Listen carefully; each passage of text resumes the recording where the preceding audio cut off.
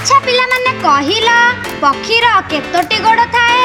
दुईटी। नाई नाई नवम श्रेणी जीव विज्ञान बही रे लेखा अछि पक्षीर 4टी गोड़ थाए। पूरा भूल अछि। आम आखि कौन देखा जाउनी पक्षीर दुईटी गोड़ अछि। नवम श्रेणी जीव विज्ञान बही रे पृष्ठा 17 रे लेखा होईछि पक्षी मानकर 2 जोड़ा गोड़ थाए अर्थात 4टी गोड़ थाए। 2 जोड़ा गोड़ मध्यरु गोटिए जोड़ा गोड़ डेणा भाबरे उड़ीबारे और अन्य जोड़ा गोड़ चालीबारे व्यवहृत होइथाए। ओहो जहाँ को आमे डेणा भाबुचु ताको गोड़ कुहा जाए। हाँ नवम श्रेणी विज्ञान बही पढ़िले ठीक जानि पारिबे।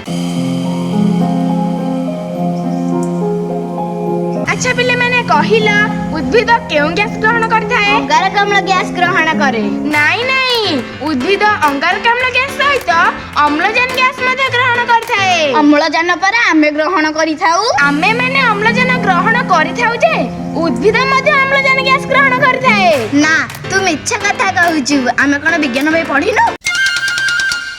तमे माने पढ़िଛ जे हेले दशम श्रेणी जीव विज्ञान बही पर पढ़िन। दशम श्रेणी जीव विज्ञान बही पृष्ठ 21 रे लेखा होईछि उद्भिद आलोक श्लेषण प्रक्रिया पई अंगारकाम्ल गैस एवं श्वसन प्रक्रिया पई अम्लजान गैस ग्रहण करथाए। ई मां एते कथा जानिबाकू अछि? खाली एतिकी नुह तू आगको जेते अधिक पाठ पढ़ी पढ़ी जिबु सेते नुआ नुआ कथा जानिबाकू पाइबु।